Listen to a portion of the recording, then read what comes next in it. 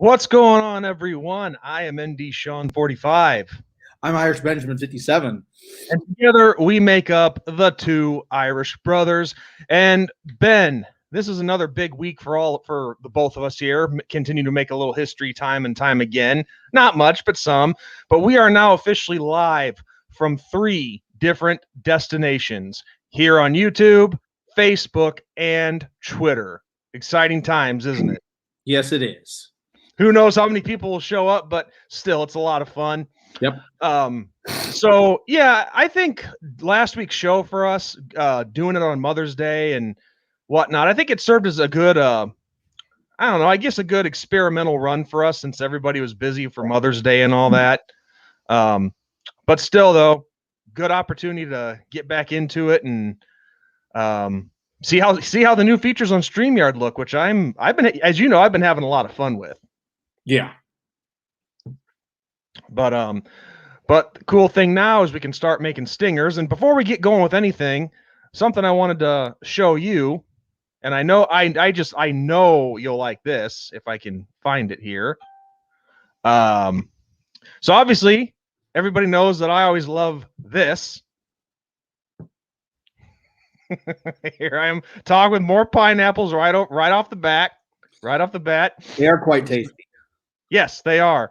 I still like that idea, but here's one that I made for you because you made this suggestion a while ago when we were talking about this topic. So you thought strawberries might be a better fit. So I just simply did that. Yeah, it looks pretty cool. I like that. So, I mean, I still think, I don't know, we'll let everybody in the comment section vote. Pineapple, strawberry. Pineapple, strawberry. You guys vote. It's not my call. It's not Ben's call either. It's your guys's. What's up, Dwayne? How you doing? But so anyway, Ben, the first kind of big news, if you want to call it big, that we have to discuss is going back to Jordan Johnson, Notre Dame wide receiver, who announced last week that he was transferring out of Notre Dame, officially put his name in the transfer portal, and he now has decided on an official school that he's going to transfer to, and that is the University of Central Florida. Yeah, we kind of have had another quote-unquote bigger name player from Notre Dame transfer to UCF in recent years, and that was Parker Boudreaux, who was one of our offensive linemen, one of our highly touted offensive linemen. He ended up transferring to UCF. So I wonder if they have a little bit of a connection with Notre Dame that we don't quite know about. I don't know. They might. And also, if I'm not mistaken, didn't Wimbush transfer there as well? I think he did. I think you're right. That's Yeah, so there's like a little guys in the last 10 years that have transferred to one school from Notre Dame. That's incredible. Yeah. Well, it definitely fits the stereotype of wanting to leave a cold environment and go to a more tropical environment. So I don't know. I really don't know. I guess they figure being able to play on a stage like Central Florida, which is, it's not a Power 5 school, but they have a chance to stand out on a Group of 5 stage. So yeah, I wish Jordan nothing but the best, and sorry things didn't work out at Notre Dame, but hey, look on the bright side. He can now put his Twitter handle on his jersey. Yes, he can. if they are officially doing that. I don't know if that's official or if that was just an idea. Yeah. But anyway, wish Jordan Johnson nothing but the best. And something that you and I did not discuss last week, which was kind of a good idea since it was only really a kind of an experimental show. Notre Dame, going back to the Notre Dame future schedules. Now, let's be honest. Lately, they've been kind of, the future schedule announcements have been kind of dull with, like South Florida, for example, which I don't get our obsession with South Florida. Why are we playing teams like that? But I will give them credit. They did step it up, and we have a home and home with Indiana coming up in, yes, I forget the years on it, but let me bring that up real quick. Yeah, I think Notre Dame has been scheduling after USF and stuff. They've been scheduling some hard opponents. I mean, we got Ohio State, Alabama, and now Indiana. So I mean, renewing that quote unquote rivalry with the Hoosiers is going to be interesting. Yeah, because talking a little bit about the Hoosiers, I mean, there was a long time where they were not a great football team, but they've started to get a little bit better in recent history. And I just was looking it up. It is 2030 and 2031. So that's a ways away. Yeah, that's a ways away. Yeah, so that first matchup in 2030, I will be 44 years old. Yeah. Crazy to think about. Yeah. But yeah, no, the Hoosiers, they've actually had a nice little run at being somewhat decent as a football team. But you're right, though. I mean, they used to be a year in and year out regular opponent for us. And of course, we can't forget Irv Smith when we had him on the show, paying a little respect to him. It was against Indiana that he had that touchdown where he carried the defender on his back. Yes. Gave him a ride. Yes. Hence the joke I made with him about starting a cab service. Yeah. Giving the guy a lift into the end zone. So, yeah, 2030 and 2031. Interesting matchup. But, of course, one other one that we were forgetting about, aside from, Alabama that we have coming up in around the same time as well, University of Florida. Yes.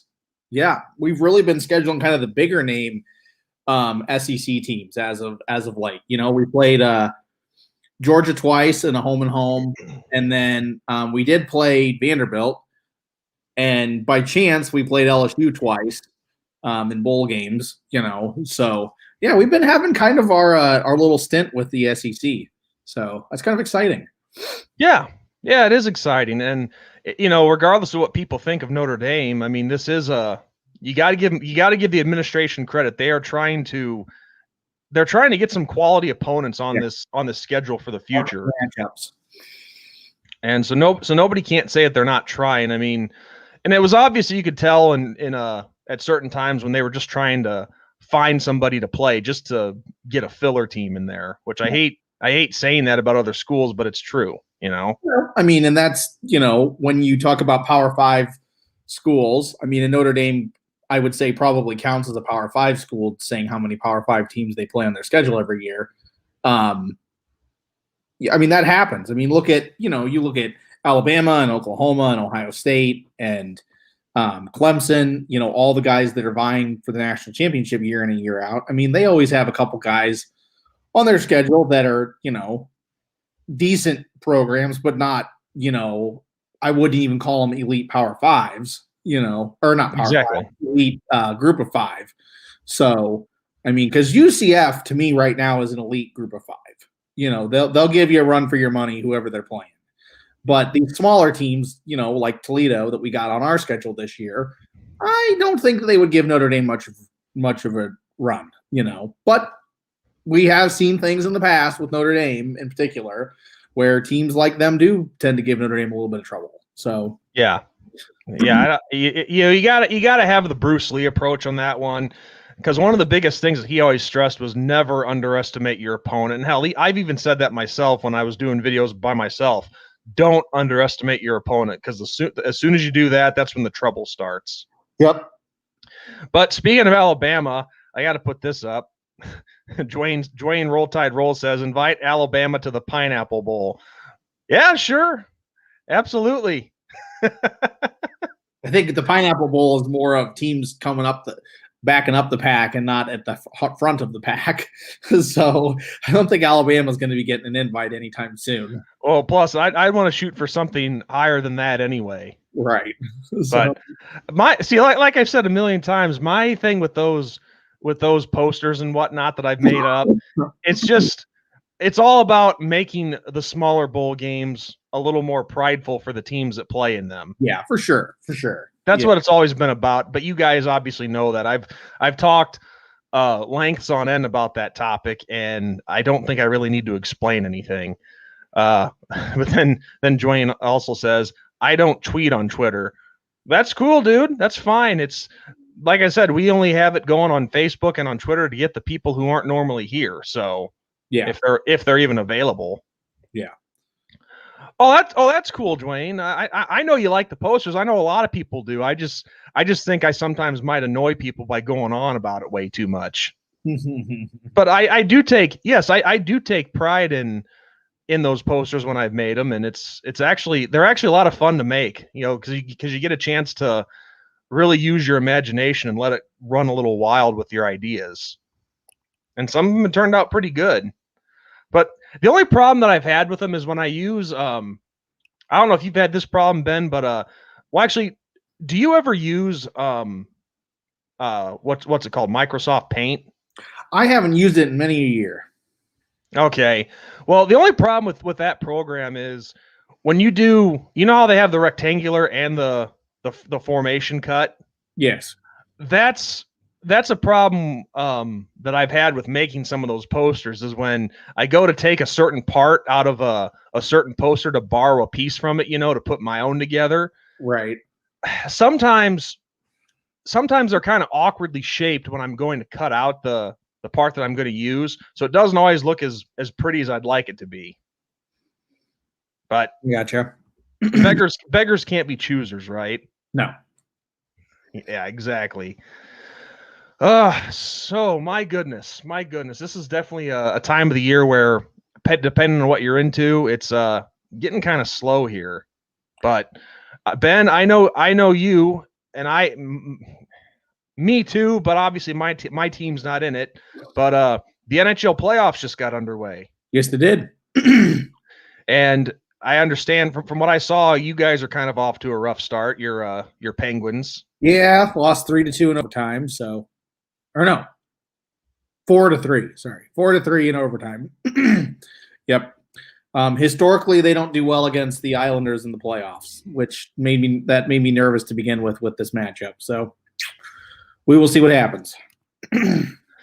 Well, I'll tell you one thing.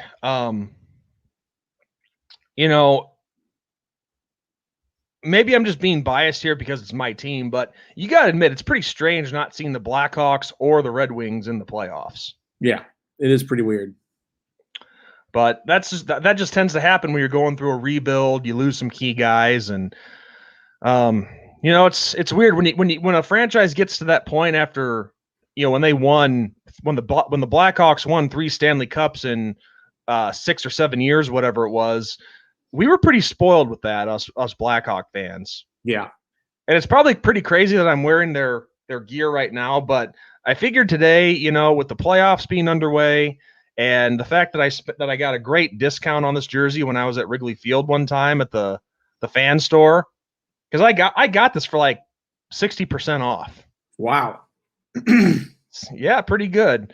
I thought, I might as well wear it. And it's probably pretty stupid too because it's kind of warm outside.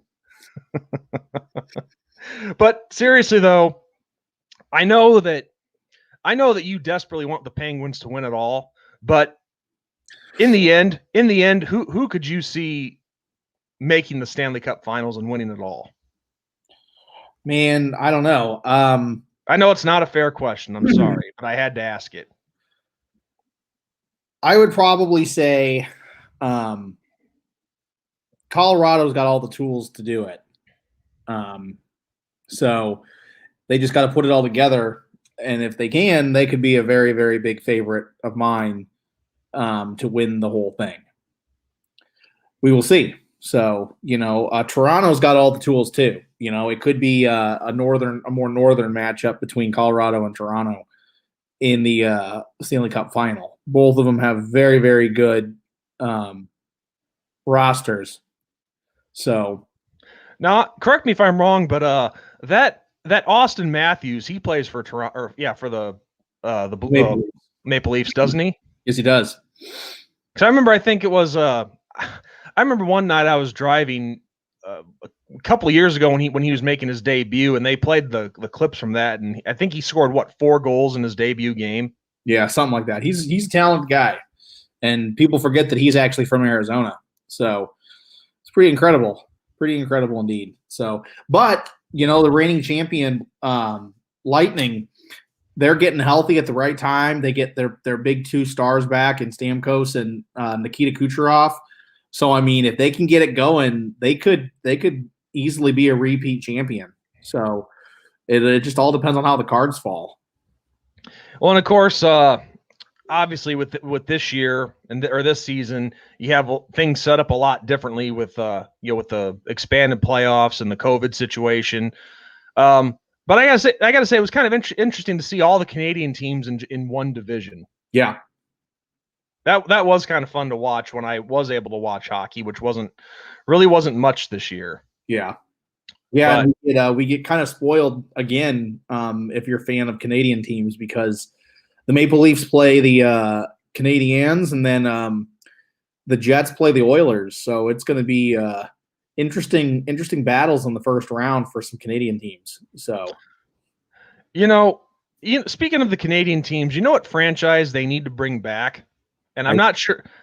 I'm not sure who you're going to say. Oh yeah, because the name is fun to say.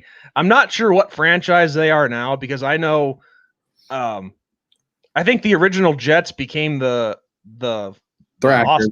The who? The Atlanta Thrashers. Okay, and then the Thrashers are now who? Are they back? They went back to Winnipeg. Okay, so they're now back to the Jets. Yes. And then, maybe this franchise became the Coyotes. I don't know, but the Quebec Nordiques. Yeah, the Nordiques. They're currently the Colorado Avalanche. Oh, okay, all right. Because fans of the Nordiques were really upset because the year after they moved from Quebec to Denver, the Colorado Avalanche won the Stanley Cup. Oh, I'd be pissed too. That was a pretty big blow for that fan base. So, yeah. Yeah, I'd love to see him bring back the Nordiques and even the Hartford Whalers, because the Whalers are currently the Carolina Hurricanes. So, yeah, I'm glad you brought up the Whalers, because I don't know if have you ever seen the movie Mallrats? Everybody, you're like the 4th or 5th person to ask me if I've seen it, and I tell everybody I haven't seen it, and I need to. Everybody always tells me you need to see it, Ben. You got to see Mallrats. I just haven't seen it. Okay, well, there's see that's the second Jay and Silent Bob movie in the View Askew lineup, or whatever you want to call it. It's these two guys, they break up. Actually, their girlfriends break up with them, and they spend all day at the mall. And there's a scene where Jason Lee is laying in bed with his girlfriend, and he, instead of taking her out for breakfast like he promised, he unpauses his Sega game, and he's playing as the Hartford Whalers against the Vancouver Canucks. Uh-huh. And his girlfriend's like, wait a second, you promised me breakfast. And he goes, whoa, chill out. Look at the score, for crying out loud. It's 12-2. Breakfast come and go, Renee. Now Hartford, the Whale, shit, they only beat Vancouver once, maybe twice in a lifetime. Oh, but yeah, the Hartford Whalers, they need to come back. The Quebec Nordiques need to come back. And speaking of which, I think it might have been the Nordiques back in the day, but I remember seeing an old YouTube video one time, which this might have been the Nordiques or the Winnipeg Jets, the old Winnipeg Jets. But there was a commercial for a Pizza Hut in Canada where their promotion was, get a cup with your favorite players on it, and your favorite players will be here to sign autographs. So things are kind of going slow for the franchise when you're having them show up at a Pizza Hut to sign autographs. Yeah. But then speaking of the Colorado Avalanche, what people don't realize, some might anyway, but there actually was a professional hockey franchise in Denver long before the Avalanche came there. Did you know that? I did not know that, but there are some other places that have had hockey and before the current team that's there, and it's kind of surprising. So, well, here's the funny part about the old Denver franchise. It was an NHL team. Maybe it was a WHL team. I don't know, but I'm pretty sure it was NHL. They were the Colorado Rockies. So yes, the Rockies were in Denver long before the baseball Rockies were. Believe it or not. But yeah, it's also crazy too, just how the NHL has changed the format over the years. Because I know before they had the East and the West, I know what was it? One division was called the Prince of Wales Conference. Yeah. And what was the other one called? Oh, you're gonna make me think. Well, look, this is a slow time for sports and for doing a show, so we got to talk about something. If anybody else in the comment section can help us out with topics, please do. Or if you have a question for us, we'll take it and run with it.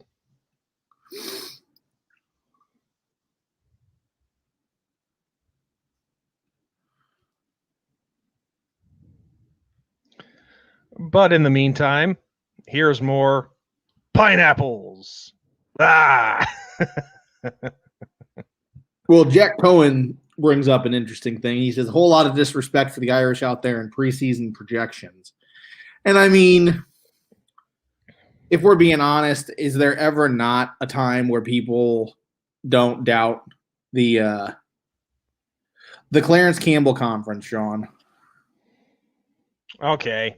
But anyway, thank you for looking that up, dude. I appreciate that. So, yeah, I mean, it's not surprising to me. Everybody doubts Notre Dame. I mean, 3 consecutive 10-win seasons, 2 playoff appearances, 4 consecutive, sorry. 2 playoff appearances. I mean, so it's, they continuously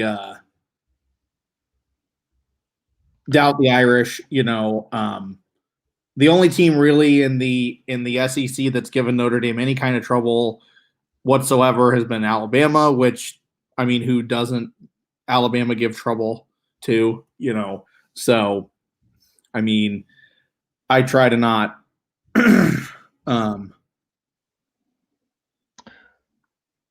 think focus on all that. And the thing that I relish the most, and I don't know how everybody else is with their teams, maybe Dwayne and Crimson Brave would understand this a little better.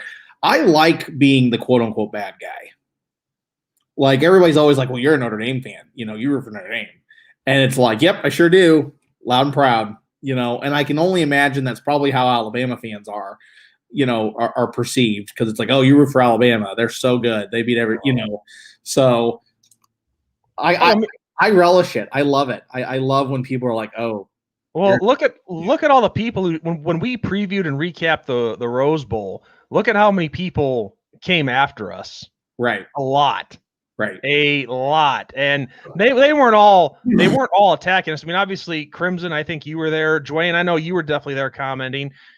You guys were cool, but man, nobody liked anything that we had to say. Even when we gave Alabama props, they hated us. Right. They thought we were just a couple of clowns, a couple of idiots who didn't know what we were talking about.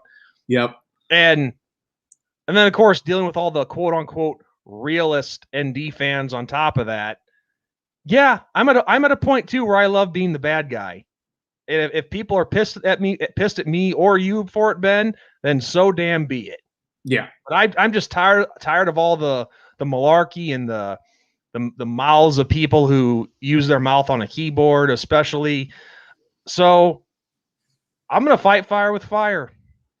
And but anyway, with the preseason rankings and all that, I think, and I've actually read some of this, I think the big thing that people are focusing on who write that stuff is they just tend to focus on what all we lost and not all that we still have. Yeah. Because it's true. We did lose a lot of guys to the NFL. I mean, we lost 9 guys. Yeah, and see, like, for me and stuff, I don't know how everybody else looks at it. I don't really think that anybody should be ranked, quote unquote, until at least the 4th or 5th week of the season. I mean, honestly, I mean, so you see teams like move up in the polls, and it's like Ohio State beats up on like Bowling Green and Marshall and all that. And it's like, okay, are they really the number 2 team in the country right now? Or, is it the 56 points that they dropped on whoever, all that. So, and like you said, it's all based off of what happened the year before, when and talent lost or talent went to the NFL or whatever, when really, it's all hogwash. Oh, I love this comment. This is this is such a clown comment all the way. I'm so tired of the Notre Dame is overrated just because we aren't as good as Clemson, Alabama, or Ohio State. Yeah, we are as good as them. What are you talking about? Well, I mean, yeah, it's like everybody perceives Notre Dame not to be on that level, and unfortunately for Notre Dame,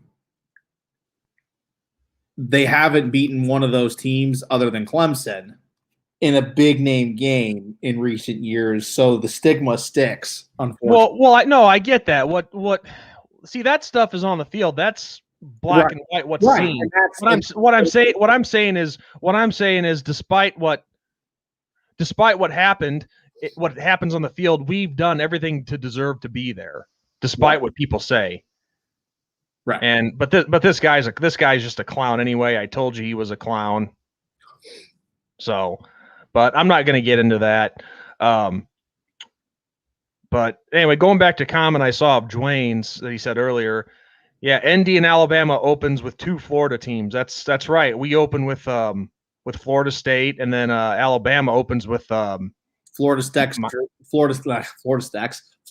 direct rival, the U. Yep, Miami.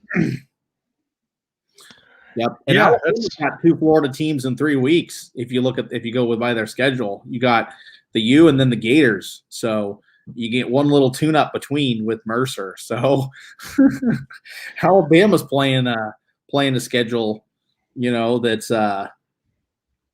Alabama's schedule is pretty rough this year. Good Lord.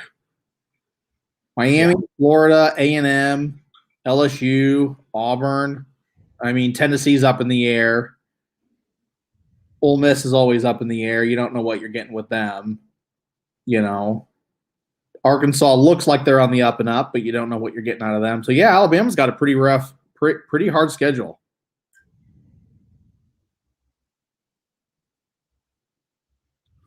So, yeah, Ben, like I was saying, these are the realists that I'm talking about. These are the fans that half of our fan base consists of. Yep. Hey, like I said, what happens on the field happens. There's nothing that changes that. I'm not saying that the teams we play against aren't good, but we deserve to be right up there with them because we beat some good teams along the way, and we just came up short where it mattered. But yeah. Well, that's just it, Alex. Wrong comment. You can back the team and realize ND has issues. What issues? I mean, like we were talking about, 4 straight undefeated regular seasons. 2 out of those 4 years were in the playoffs. The passing game. What issue? In my opinion, I think maybe the issue, if you want to say issues, maybe the quarterback spot. That's what a lot of people have been focusing on when they say issues. Is the lack of an elite quarterback. Well, of course I admit Ian Book was not an elite quarterback, but you can't deny everything that he did for us, and he deserves absolute respect and applause for what he did.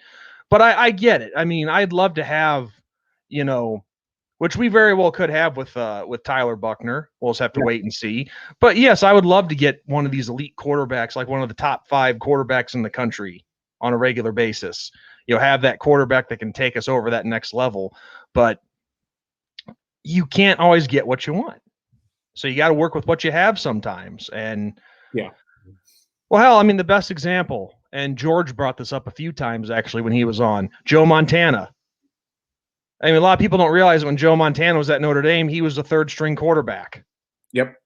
Third string quarterback. They bring him in because of injury. Guys ahead of him weren't playing well or injury, whatever. I forget the case, but he comes in, come back winning in the 79 Cotton Bowl. And then I forget, did he win a national championship with us?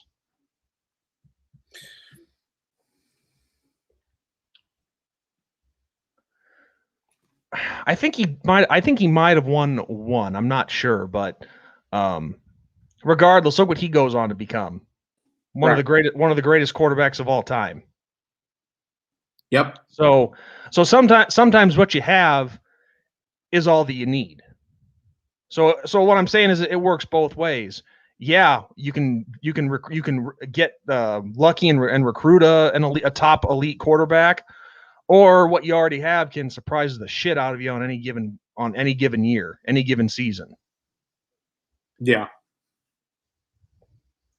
But yeah.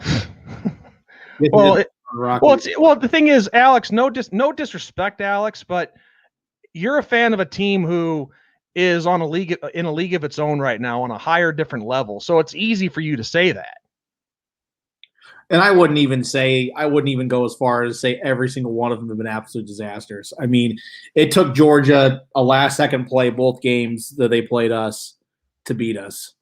You know, I mean, so I wouldn't call that a disaster. I mean, and if you want to take it a step further, with the whole Georgia situation, both games we should have beaten Georgia. And the Clemson game during the regular season last year, if we had capitalized on all of the mistakes that we made, we would have blown Clemson out like Ohio State did. I mean, plain and simple, you know. So, yeah.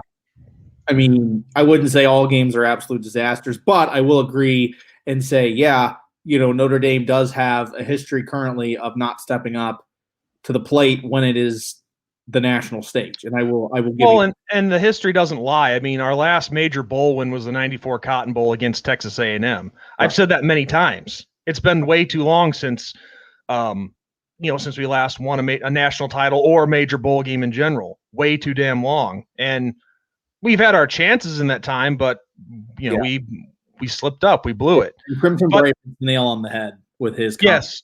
This one? That was what frustrated me. That is what frustrated me with the Alabama game in the Rose Bowl, quote unquote. The passing game was non-existent. If they had taken to the sky, like Florida did against Alabama, they would have had a chance, but they didn't have a chance because they didn't take to the sky. And all these power programs currently that are on the quote-unquote same league as Alabama have changed their game to that. And that's something that I have always been really frustrated with, and will admit, is because Ohio State used to be a running team. Ohio State, I remember when Ohio State played in the national title against Miami, the University of Miami, and beat the Hurricanes. Okay, that season, it wasn't until week 4 that they scored a passing touchdown. It wasn't until week 4. And think about that for a second. I remember that. Okay, Ohio State now scores passing touchdowns at will on anybody. And same with Clemson. Clemson, didn't used to have a passing game that they have now. And Alabama used to be a one-back system. I mean, we saw that, but Nick Saban and Urban Meyer and Dabo Swinney, now Urban isn't there, but the guy that's coaching at Ohio State now, he's kept that program going with that. They all stepped up to the plate and said, okay, we need to up our game and we need to go more to an air raid system, and if you do that, you're lethal. Yeah. And the only way you beat Alabama, because everybody's like, well, how do you beat Alabama? The way you beat Alabama, you score more points than them, period. And I know people are like, well, that's for the point. But it's like you can't beat Alabama with a defense. I'm sorry. I'm laughing too. You can't beat them with defense. Every team that has beaten Alabama in the last, I'd say 6-7 years have legit outscored Alabama. And when I mean like legit, I mean like 46-42 final score. So you got to keep up with that Alabama passing game. There is no, we're going to stonewall them with our defense, and then hope that they don't score 40 points on us. No, you ain't going to beat them that way. You have to score points on Alabama. There's no defensive ball game against Alabama. And currently there's no defensive game against Clemson either. Well, and the thing is, when going into for the Irish this past season, going into against Clemson in the ACC title game and then the Rose Bowl against Bama, like what this Jack Cohn's noodle arm clown is saying, like, oh, we weren't that good, blah blah blah. Dwayne, Crimson, do you guys think Notre Dame was as good as Alabama? Well, it goes back to what I and Dwayne, Crimson, I agree with you guys on this. If we had a different game plan and a better quarterback, I agree. Things would have been great. And I've been saying this long before anybody has told me this. I want to see some more downfield passing from our offense. Because that's where the game plan comes into play. Because how many swing passes did we see in that game, Ben? The little side quick outs. Not too many to count. I mean, yeah. It was pretty sad with all that. But hey, Noodle Arm, you want to come on here with us? Should I bring this guy on, Ben, or no? Yay or nay? I don't care. Actually, I'm probably not even going to bother with him. It'd be a mistake. Well, and here, okay, here's something that I don't, I get I don't even know the right word for it. People put way too much stock in one thing or another.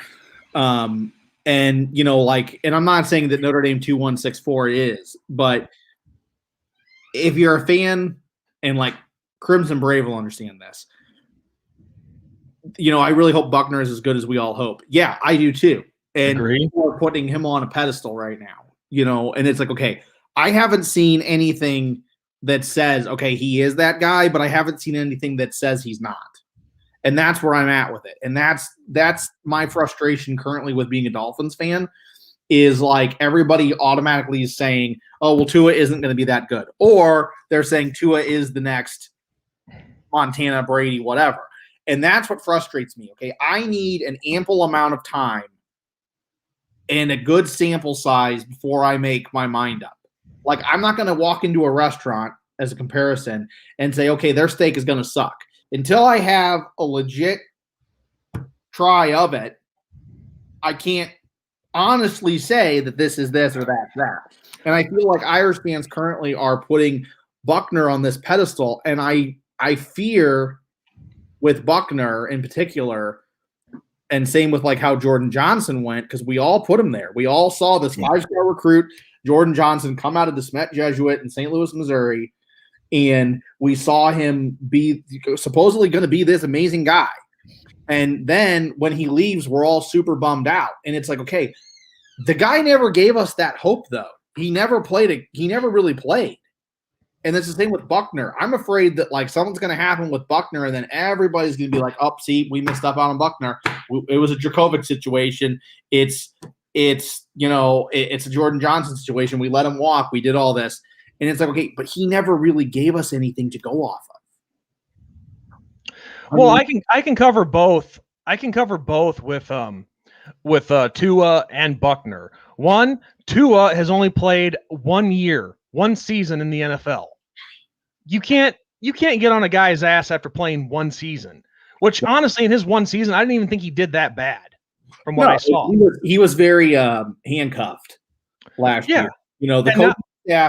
The coaching staff of the Dolphins took a very, very different approach that a lot of teams don't take these days. And that was a very cautious, let's not just destroy his confidence and throw him to the wolves immediately, which we've seen in some of these other big name athletes in recent years, in the NFL at least, and people were like, well, we have, this, and I'm like, okay, he didn't really play though. You gotta chill. Yeah, I'm nervous. I mean, and I'll admit, when we picked Tua in that draft, I was nervous. I was excited, but I was nervous because it's okay, There's the Alabama quarterback factor. Alabama hasn't really had a good quarterback since Joe Namath come out of their program, succeed-wise in the NFL. Not, A.J. McCarron and Greg McElroy and who's the guy, Mac Jones. They are all great. I mean, they clearly were winners. I mean, they won national championships for Alabama. I'll give them that, but they didn't make it in the next level. And that's where we're at, focused wise. So I was nervous. Same with Ohio State. You guys got Justin Fields. Hasn't been a good quarterback from Ohio State for a while. It's okay to be on the fence, Yeah. So I just from that, with that perspective, and my Bears and Justin Fields, I pray that it works out. I hope we finally hit a home run when it comes to quarterbacks. And this kid has been phenomenal in the 2 years that he was at Ohio State. Yeah. He transfers up there from Georgia. He just wasn't getting a ton of opportunity down there. Comes to Ohio State and just tears it up. I mean, you look at his numbers last year when they only played in total 7 games. The numbers were ridiculous. Yeah.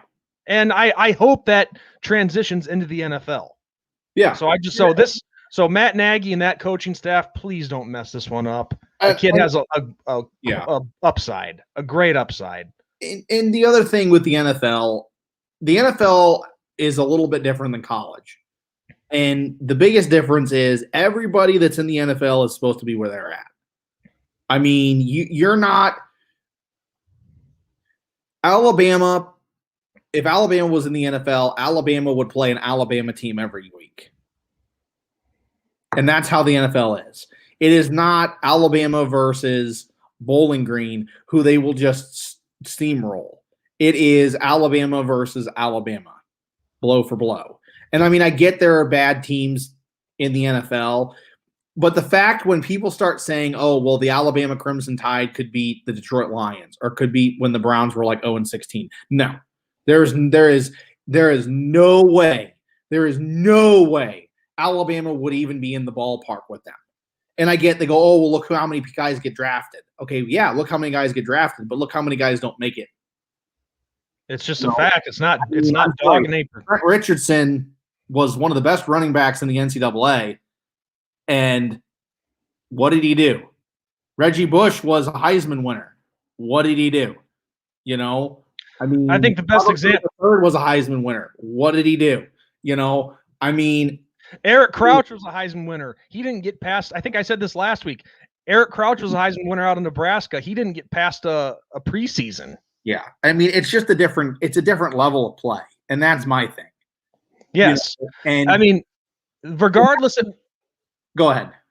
No, you finish your point, man. I didn't mean to cut you off. You can't rely on raw talent in the NFL. That's the thing. A lot of these guys that succeed in college, not even at Alabama, at some of these smaller schools that just happen to slip through the cracks, like the Tyreek Hills of the world, they can't just rely on their raw talent when they hit the NFL. You're not going to outmuscle everybody. You're not going to blow past everybody.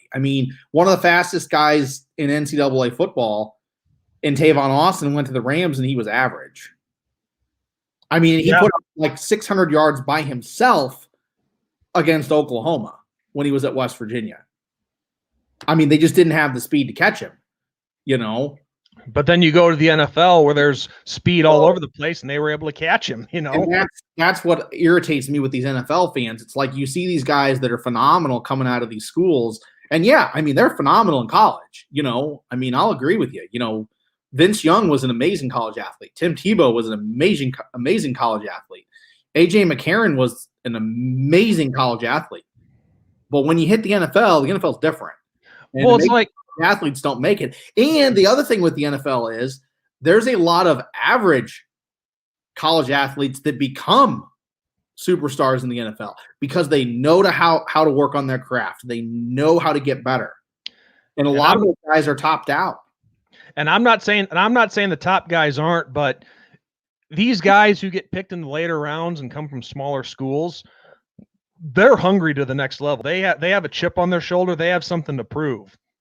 Because some of those guys are told they'll never get drafted, they'll never play in the NFL. So they have something to prove. Yeah. Yeah. But it's just a different ball game. But and going back to Cohen and Buckner and all that, we don't want a guy not to do well. And it's the same with across the board. I see these guys go to schools, and even like Jordan Johnson. Okay, I will not be salty if Jordan Johnson succeeds at UCF. And I was excited when Jurkovec was doing well at Boston College. I'm like, think about the matchup that we're going to have. We're going to have Jurkovec against his former team in Notre Dame. I mean, how many opportunities do you get to have with that, to prove something on the field? Too many people think that we, are homers with one guy. No, I want everybody to succeed. I would love to have a 4-quarterback problem at Notre Dame. I would love, from top to bottom, every single guy. It's like, oh man, I don't know. Should we start him? Should we not start him? The only thing I'm saying I'm saying, and Ben, you've said it too. I have no issue with Buckner. I don't. If he becomes a starter after practice and is starting week 1 against Florida State, I'm not going to be angry about that. Right. My thing is right now is we have a very talented quarterback, but we got to be careful with him. We got to use him wisely, because Notre Dame 2164 made a great comment here. I think Buckner would have had a much better chance to start as a freshman if he hadn't missed 2 or 3 high school seasons due to injury and COVID. Nothing you can do about that, though. Exactly. Yep. We've been saying the same thing nonstop. Yeah. This is a kid who, up until the spring game, hadn't played a down of football in a year. So I don't care how good you are, there's going to be rust. So you got to kind of handle him with care here. You can't just throw him to the wolves, because like we've been saying about guys that between the NFL and college, both are different. He's a high school kid coming to college, so he's going to have to learn that. And again, I don't want to push him. I don't want to, force him into that role that he's not ready for. Yeah. But if they feel he is ready after practice, then fine, I'll support him. Well, and the other issue is too, I mean, these guys are kids in college. I mean, they're kids. I get that they're big kids, but they're kids. I mean, I see them walking down the halls of the high school that I work at. I mean, they are 18, 19 years old going off to college. Okay. And then you got a guy that goes from, like with Buckner's case, a big California school that a lot of people know about, to the biggest stage you can be on, which is the center of the college football universe in Notre Dame and Alabama and Ohio State and Oklahoma and Clemson, and then it's like, okay, but you want these guys to do well day one, and you put the pressure on.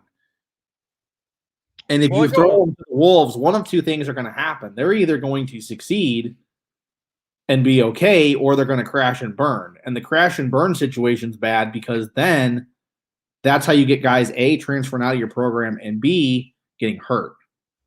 Yeah, and then their professional future's screwed. I mean, so, and people go, well, look what teams do. Look what Alabama did, or look what Georgia did, or look what, their situations were different, though. And it's like what Notre Dame 2164 said. There's nothing you can do about that, though. I mean, I don't think Georgia wanted a true freshman quarterback starting the year that they had him start, because he wasn't starting because he was a true freshman and he was better. He was starting because the guy ahead of him got hurt. Now, he stepped into that role and did great. I'm not going to lie. I mean, he upped his game, but not everybody does that. And are you talking about Jake Fromm? I think that's right. I think I don't follow enough of Georgia to know. I think I think it was Fromm. I think he was a true freshman. I just remember seeing the notification on my phone saying, Georgia's number 1 went down and they're going to have to pivot, and all that. So, but yeah, I hope that Buckner, puts us over that hump. I hope that he becomes that dual threat quarterback, like the Cam Newton of the world, that can launch the ball 100 yards downfield and we can take to the skies and we can be like Trevor Lawrence and Clemson and have we do. Digressing, we do, Alex. We do a full schedule prediction in the off season. Right before the season starts, we will drop that. I will actually be most likely I won't be writing it, but I will be doing quote unquote an interview for it with our good friend of the show, George Bashura. And I will do, like I did last year, a schedule analysis and what I think Notre Dame's overall record will be on top of individual games and all that, which I did last year. And last year I predicted Notre Dame to be undefeated regular season and on to the playoffs. So, well, and everybody already knows me. I'm not going to predict us to lose a game. I wouldn't be a true fan if I did that. But we will be doing what we for sure will be doing that. And if you're a little bit newer to our show, we don't normally have a live show. Normally during the regular season, we record a show and we talk about individual opponents and what to expect and what Notre Dame quote unquote needs to do to beat said opponent and our score takes and all that. So, hey, look who's in the house. BVD showed up. What's up, man? So, but I was going to say real quick, Ben, I mean, with Crimson Brave and Dwayne, I could post all your guys' comments here on the screen, but you guys are saying everything that I've been saying for quite a while now. Change a game plan, or at least a better game plan anyway. That's how it is. Downfield passing, better quarterback. I've been saying all that. I am in agreement with that. We've seen a shift in football. I mean, and it's from top to bottom. It is from the NFL all the way down to high school. When you're talking like legit competitive. We have seen a switch from rock solid defense and running the ball down people's throats to okay defense and elite passing. That's what we've seen. And the NFL's gone to that too. I mean, we've seen that. Well, and actually, it's funny that you mentioned that, Ben, because I really like this post from ND2164. The difference between the best and worst team in the NFL is much, much closer in talent than the number 1 ranked team and the 100th ranked team in college football. Right. That nails it. Right. But yeah, I mean, and going back to Notre Dame's issues, I think the issue that people like Jack Cohen Noodle Arm. He's gone, by the way. Yeah, I got rid of him. I know. I saw that. I think the issue is when it comes to play calling, we're not on Alabama's level. When it comes to guys talent-wise, we are on the same level, in my opinion. Now, it is putting everything together and actually putting it out on the field. And we have seen year in and year out that Alabama and Clemson are the cream of the crop, and they put it all together when it's time. They're the two hungriest teams in football, and I will give them that. And Notre Dame isn't, and it irritates the crap out of me. It absolutely drives me nuts. But the difference between me and the quote-unquote realists is I will never say that my team doesn't have a chance. Yes, and there's no problem with that. There's no problem with, doing the compare and contrast when the game has been played. Okay, obviously, Alabama was executed much, much more better than we did. They played better football, no question about that. But my only problem is when even before the game was even played, you had like half of our fan base, it seemed like, just saying, bring out the tarp, season's over, we're done, we're through, we're screwed. That's the crap I hate. Right. And so, I can't, because I swear to God, I heard the word realist like 100 million times, it seemed like. Well, the term realist just means that, hey, I'm a crap fan who gives up on his team. I'm not going to support them all the way through. I mean, look, I've never been in denial about how good of a football team Alabama is, or before that, Clemson. Yeah. But what kind of fan would I be if I don't think my team has a chance at winning, and if I don't support them? Damn right, I'm going to support them. I don't care who the opponent is. And you know what? Big Vol Daddy here can back me up on this. because I was on his show once during the all the challenge stuff. And I asked him, and I think it was D4 that night. I'm like, would you guys actually be upset? Would you be upset about your team making the playoffs, or regardless of who your opponent is, or would you be like, hell yeah, let's roll, let's bring it on, man? And you damn right that's how they were. Bring it on. I don't care who the opponent is, but it's only our fan base. This is the only time I've ever seen this happen. Our fan base complaining about making the playoffs and having a chance to play for a national championship. Right. And it's just it's because we play a tough team. They're like, give up. We give up. We have no chance. It's frustrating. And unfortunately, and this is what I've said, and think a lot. Unfortunately, until something proves their minds otherwise, it's going to always be there. And being a Dolphins fan, and you're a Bears fan and you understand the struggle. There is always those really, really, really skeptical fans that just don't believe anything until it really happens. And the Dolphin fans are the exact same way. I see it every year. Every year it's the same. Oh, well, we drafted this guy. He sucks. Or, oh, well, we didn't draft this guy. He was going to be great. And, oh, well, and it's like, okay, I get that we haven't won anything in 30-something years, and I understand that. And it's frustrating, I admit, because pretty much every team in the AFC East has competed for a Super Bowl except for the Dolphins in the last, 20 years, and I will admit that. But I will not say that they don't stand a chance. Sorry. If you're just going to be that kind of fan, then go cheer. Go cheer for somebody else if that's how you feel. So yeah, it just because look, it's no. And I see it with Bears fans. I see your fan base. I live here. Oh man, I have lots of friends. I'm in a dynasty league, and I'm literally the only person that is not a Bears fan in the dynasty league. I see, and I'm friends with all those guys on Facebook and Twitter and MySpace and whatever.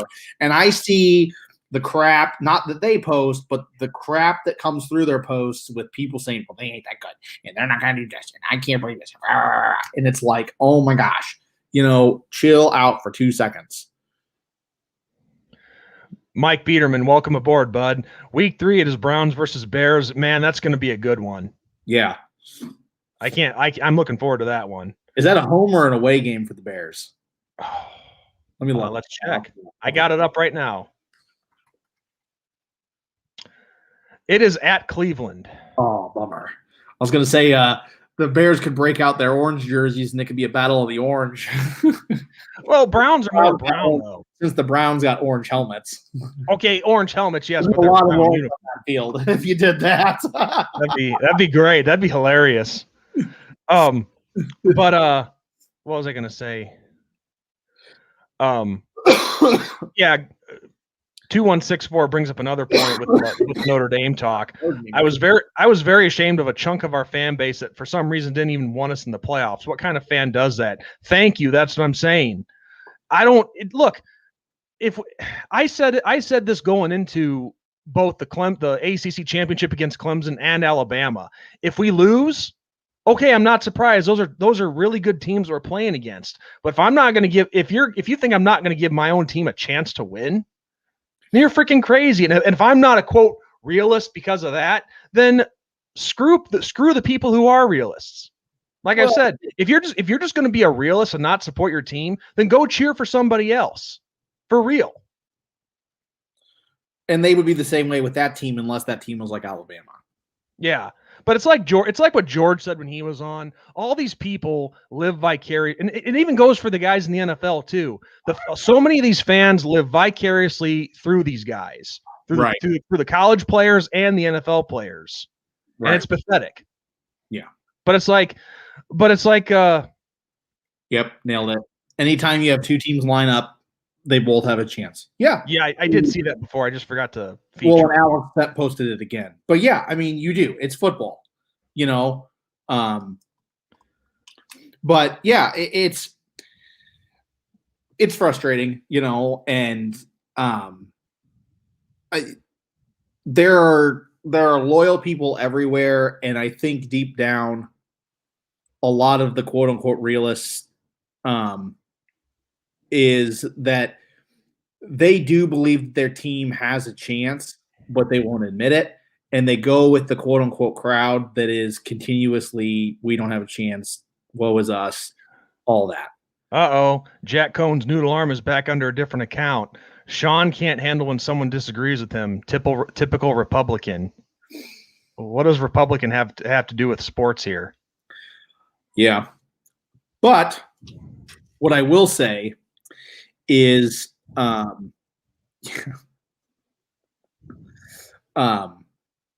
what? That, yeah, I mean, you can't live. Oh, no, what was so funny? The boom, bye. Like,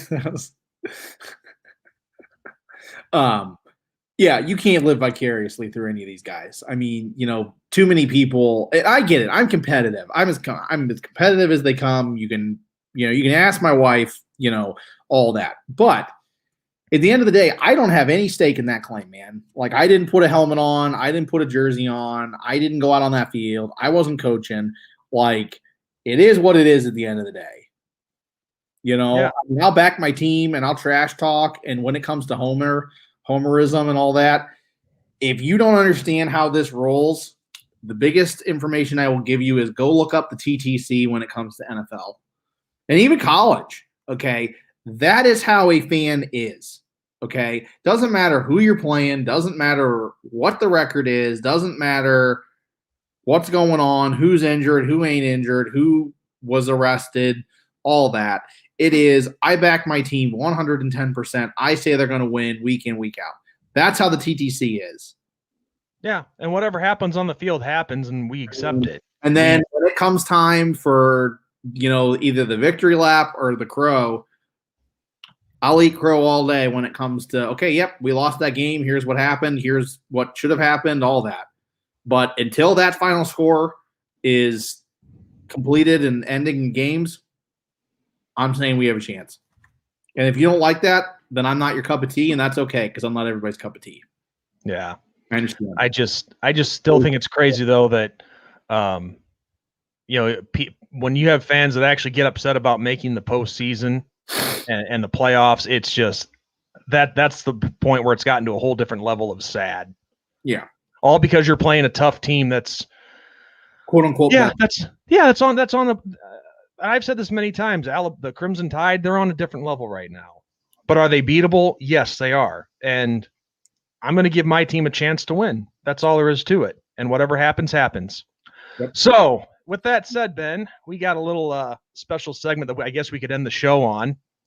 And it is, if I can find it here, a little segment that goes something like this. And I got to say, first off, it's too bad Bob Walker wasn't here for this. Yeah.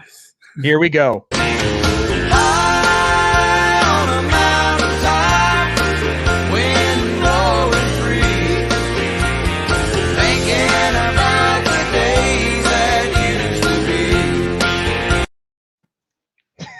How'd you like that, buddy? I didn't even. This true story. I did not tell Ben about that yet. I did not tell him that I had a little stinger. And this is what I love about upgrading on StreamYard is all the stingers that you can make.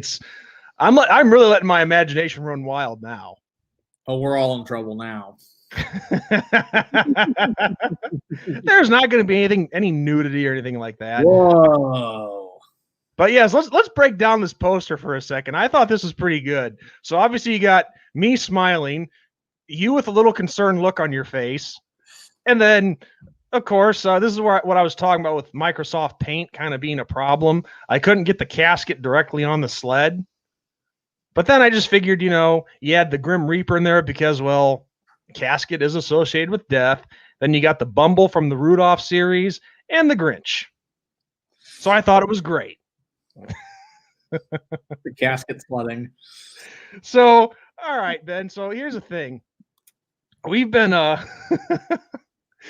talking about this. Obviously, we're not actually going to do it, but I just think it'd be funny to. Caskets are expensive, my man. I think the cheapest one that I saw when we were talking about this a few weeks ago, I think the cheapest one was like $450. Yeah, no, I don't got that kind of money to throw around. No, but it's funny to talk about the possibility of it. At least. Yeah, could you see the two of us pushing, trying to race these big ass caskets down a snowy hill? But I will say what George said. What George said when I was bringing up the topic to him was, "Hey, look at it this way: if something bad happens on the way down that hill, you're taken care of. Just close the lid and you're ready to go." Yeah. So anyway, with that said, we've joked about this many times, Ben, with this topic.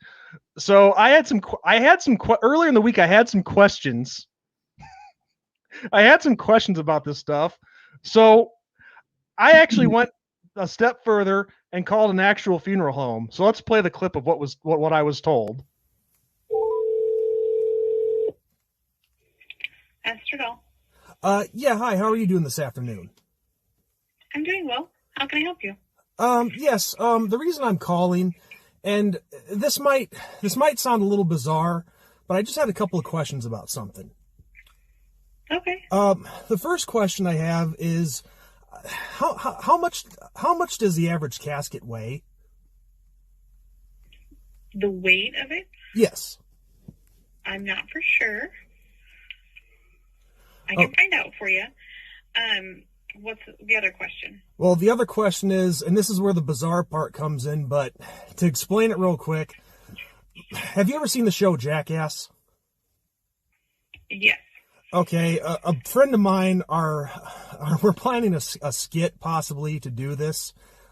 Maybe not, I don't know. But we're looking to do a skit called Casket Sledding, where we do a sledding race down a hill with caskets. Uh-huh. And we just wanted to get an idea of how much they would weigh and if it would be safe or not. Gotcha. Okay. This is not Give me just a minute. This is not a joke, I promise you. I get it. No worries. All right, thank you. Just a minute. Yep.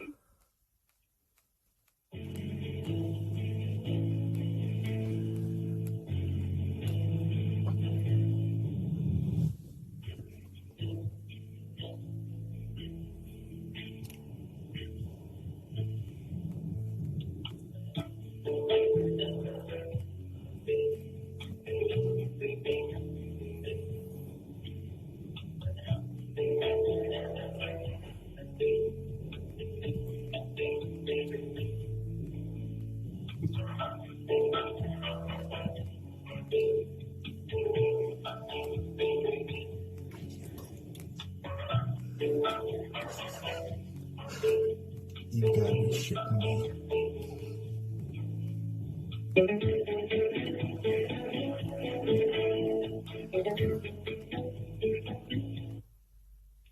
Okay, sir. So I honestly think it'll depend on like where you would get the casket from. Okay. Everybody's is different, and how like the materials that it's made out of are going to weigh differently. So you could have one that weighs up to 200 pounds. You could have one that weighs up to 300 or more. Oh, wow. Okay. All right. Well, I knew I probably could Google this, but I just felt more comfortable actually talking to somebody. And again, I know this is super, super bizarre, but believe it or not, my buddy and I actually have a chance to make some money on doing a skit like this, as crazy as that sounds. So I mean, no disrespect to, anybody in the funeral business or anything like that, but how else would you ask this? Right. And yep. And okay. I honestly, it'll depend on where I guess you would get or who you would get it from. Okay. Yeah, because we were almost thinking about building our own maybe, and maybe using like toboggan sleds or I don't know, but just find the cheap casket somewhere in the wintertime going down a hill. But yeah, so all right. Well, thank you so much. I won't take up any more of your time, and yeah, if we ever do this, it'll be known as Casket Sledding on YouTube. Okay. All right. Thank you. We'll look it up. All right. Thank you so You're much. Welcome. Bye. You're welcome. Bye. I can't believe they took me serious. All right. So we got our answers. Okay. Yeah. Obviously, no. We're not making any money. That was a lie. But you got to be polite to people. Oh yeah. Yeah, so I took it to the next level, and yes, I saw that Mikey guy too, which is clearly the same guy as we've seen twice already. But obviously that guy has no sense of humor. Of course. Of course, as you could tell, I'm sure you could tell, Ben, I was kind of nervous. You could tell I was nervous talking to that lady. But it's like, I just so badly didn't want to get hung up on because I knew that would be such a funny video clip to play. But she was nice about it. She loved the idea. Oh, man. Do you think I went too far there? No. I've seen worse. Way worse. Yeah, I know. I know on one time where there's apparently a like resort across the pond in like England. Okay. And the resort's name is Sandy Balls. And some other guy that worked at a hotel wanted to try to book a reservation there, quote unquote, and he called them with some questions. And you can imagine what questions they were. So, like, how salty are your balls and stuff like that. Yeah. I like Dwayne's comment here. Which way more, the fat lady or the casket? Is she in it or is she on it? Well, I guess it depends if how much does the lady weigh? Weight ratio here. And how fast a swallow can fly. Well, actually, if that's the case, then if you've seen the show My 600-Pound Life, then all those ladies on there weigh more than the casket. Yeah. Yeah, he says in it. Well, I don't know. I'd say the fat lady weighs more than the casket then. God, if I was a pallbearer for that kind of funeral, I'd be like, damn it, bitch, why don't you get freaking cremated? All right, now I'm being disrespectful to the dead now. Yeah, don't do that. I'm horrible. But nobody in particular, though. Right. Okay. Don't try to justify it, Sean. Right. Yeah. Oh man, there's only so much we could talk about with that, but I thought you guys and you too, Ben, would get a kick out of that. Hey, I had questions and I wanted answers. But yeah, I think yeah, right. Oh yeah. Are you just saying that to be nice, Dwayne? These are good things to know, very educational. Yeah, like there's something very educational about wanting to know the weight of a sled so you can push it down a snowy hill. We just do what Clark Griswold did and just put some kind of thing on it on the bottom of it to make it slide better and go from there. Or in the first Vacation movie when he says when Aunt Edna dies and they put her on her son's back patio and Ellen goes, "It's raining all over her, Clark. We can't leave her on the patio. Would you rather I slipped her in the night deposit box at the funeral home?" Yeah. Oh, that's crazy. Yeah, but one thing about like putting like a lubricant on something to make it slide or whatever, we one time we kind of pranked one of the guys at work that uses the computer like for part of his job. And we sprayed this like silicone spray on his that was like clear on his mouse, and every time he grabbed his mouse, the mouse would like fly out of his hand. That's great. Oh, let me just say this though: if there's anybody out there who thinks that what I did was in bad taste, to actually call a funeral home, I've seen where funeral homes go to nursing homes and put on a little show for the people there just so they can promote their product and their services. So I don't think I'm really that low. Right. So, anything else? Nope. I got nothing, Sean. Yeah, I think that kind of took the air out of everything. Oh. Well, yeah, that's I'll tell you one thing. That was one thing I didn't miss. When we were doing Facebook last week, the same guy who comes back with the The same guy who comes back with multiple accounts. I did not miss that when we were just shooting on Facebook. But other than that, I think we had a pretty good show today. Yeah. And by the way, I think somebody did ask this earlier. I forget who, but Ben and I will be talking about this once we go off the air. But I think the movie is coming along well because somebody asked how the movie was going. Yeah, it's coming along great. So and also something else you guys would like to know, Ben, if you want to keep this private, tell me now. I'm not going to go into details. No, we won't go into too much details, but yeah, no, things are in the works, and I'm gonna start sitting down and kind of doing some more stuff with it. So it's exciting. No. I wasn't talking about the movie. I'm talking about what you're personally writing.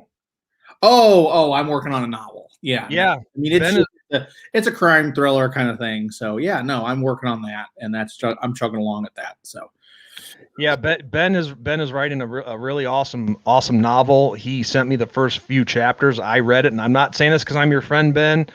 I'm saying it because it's actually really good. So yeah, we'll keep Ben. I'm sure Ben will keep you posted on the book. And all I know is whenever you release that, Ben, these people are going to want to be on the lookout for it because it is some good stuff. Yeah.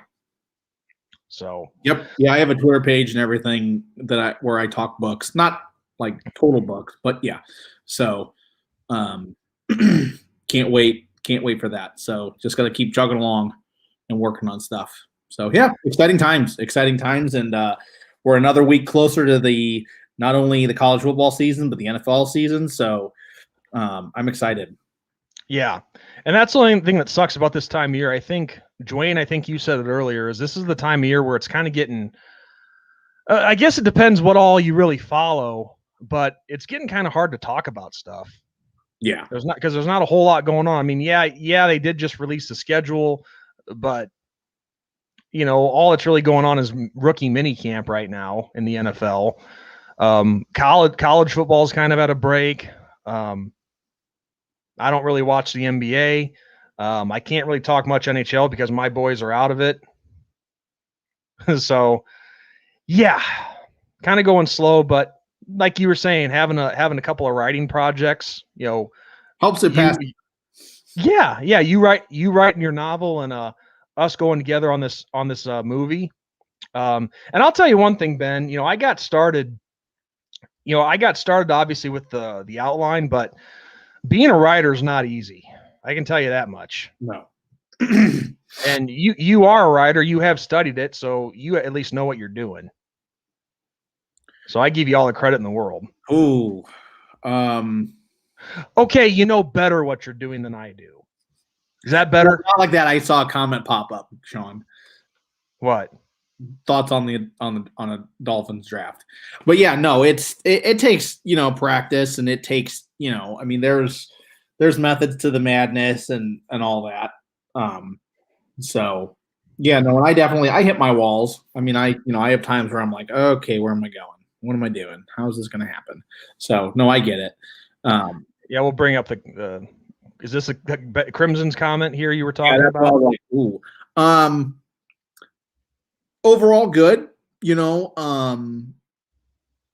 I'm definitely on the fence with some guys. Waiting to see what happens and all that. Jalen Phillips is one of them. Even Waddle out of your school, Alabama.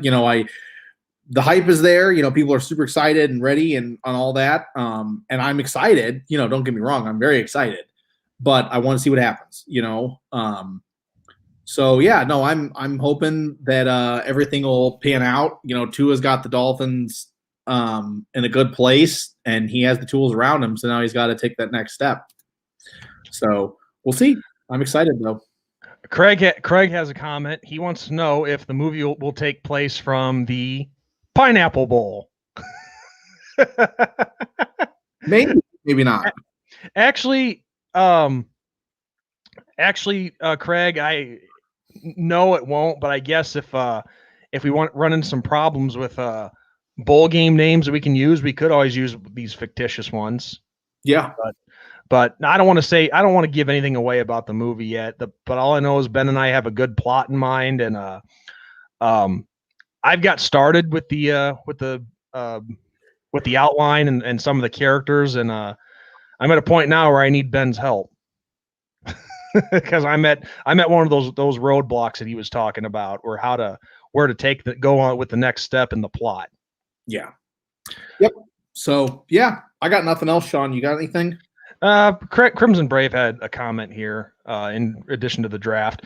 The Waddle pick surprised me, but I'm absolutely okay with it. I think the most explosive receiver in the draft. Only thing is, last year was his first year starting, but got injured week 5, and I think that's fair. Yeah, and that's where I am. I'm on the fence. Injury issues are always kind of a concern. And that him and and Jalen Phillips makes me a little nervous with the injury issues.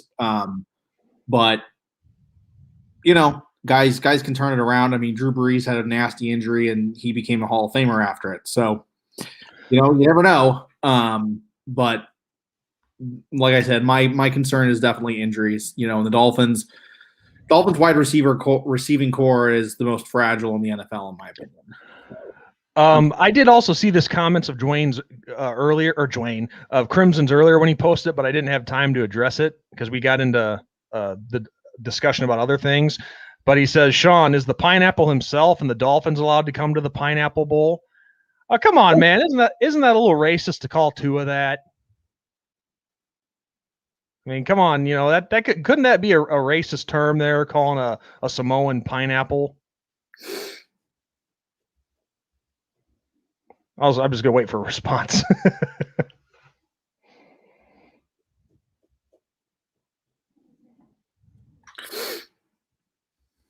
But I think the Dolphins have citrus though to deal with you playing in the quote unquote Orange Bowl. The quote unquote what? Quote unquote Orange Bowl. Yeah. But actually, real quick though,